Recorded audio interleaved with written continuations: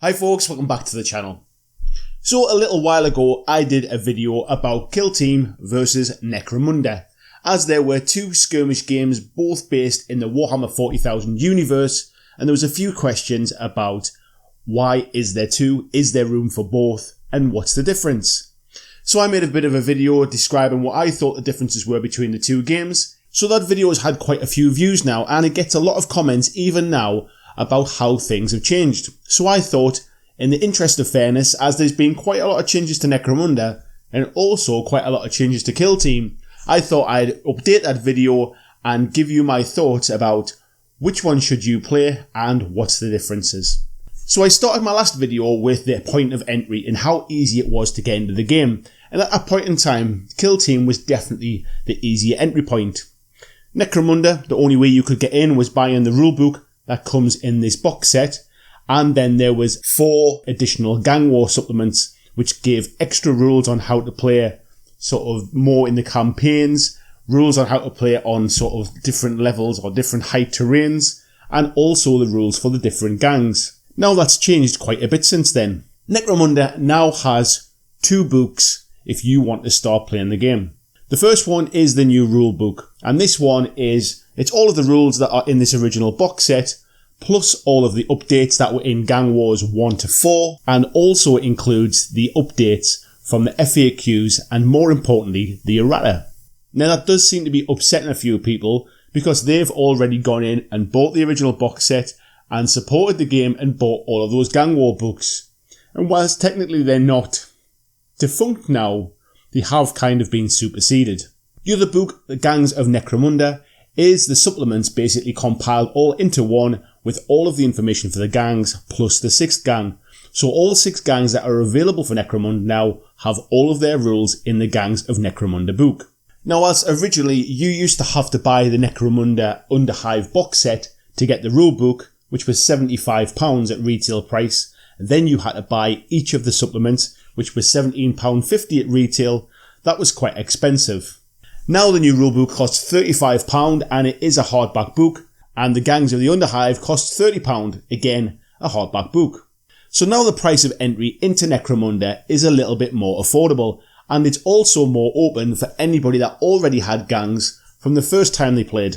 The rules have been tidied up and it now doesn't need the community supplement that some very nice person had put together to make all of those rules more easily readable and all in one place. What's also interesting is from a model point of view now, all 6 gangs are supported. Now the 6 houses of Escher, Goliath, Orlok, Vansar, Cawdor and Dalak all have models available, which they didn't the last time around when I reviewed them. These are all available from the Games Workshop website, and obviously in your local independents too should they stock them. Also now, Forge World have a real vast range of Necromunda upgrades, so these vary from head swaps to weapon upgrades, to pets for your gangs, along with hired gun sets and bounty hunters. So the range now for Necromunda models has never been better. So the entry point actually is much more accessible now. The only thing I'd say is if you don't know a lot about Necromunda, you might not know about the Forge World stuff, and so it's a little strange how it's scattered between the Games Workshop site and the Forge World site. So when I talked about Kill Team last time, this box was the available set. You could buy the rules separately as well, which I said was an easier entry point, and that basically everything you needed was in that rulebook. Again, things have changed a little. Since then, we've now had the expansion for Rogue Trader, which saw another couple of factions added and also saw rules for allowing you to fight inside a spaceship. After that, we then had the Commanders expansion, which allowed you to take much more powerful kind of warlords into your kill team who had unique special rules. Now technically you don't need to buy these expansions to play the game, but I guess you could have said the same for Necromunda with the original Gang War supplements. You didn't need them, you just didn't have all the rules, and now the same can be said of Kill Team. And as I was sitting down to research this video, we had the Warhammer Open Day, and announced was Kill Team Arena.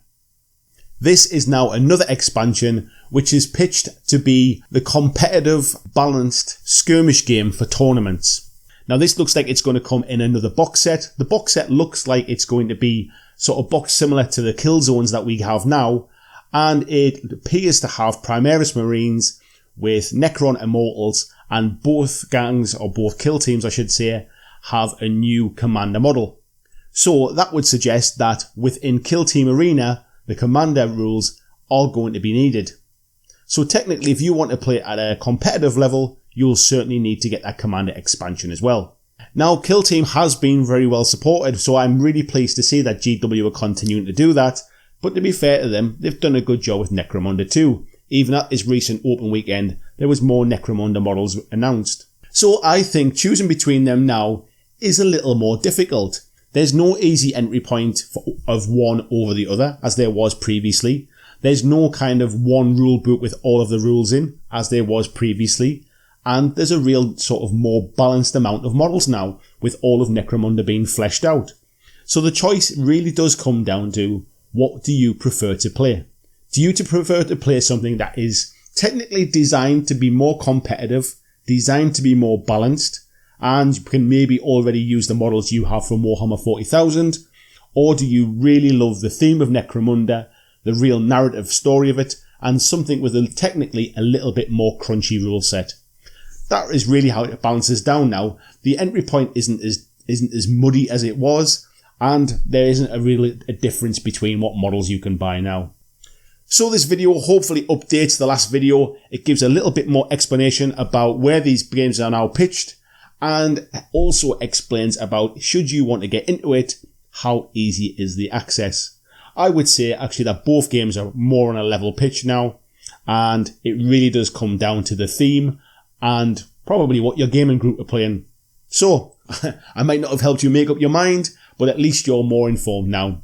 So let me know down in the comments, do you prefer Necromunda? Do you prefer Kill Team? Do you think I've missed something? If you've liked this video, please consider clicking the subscribe button, and I'll see you in the next video.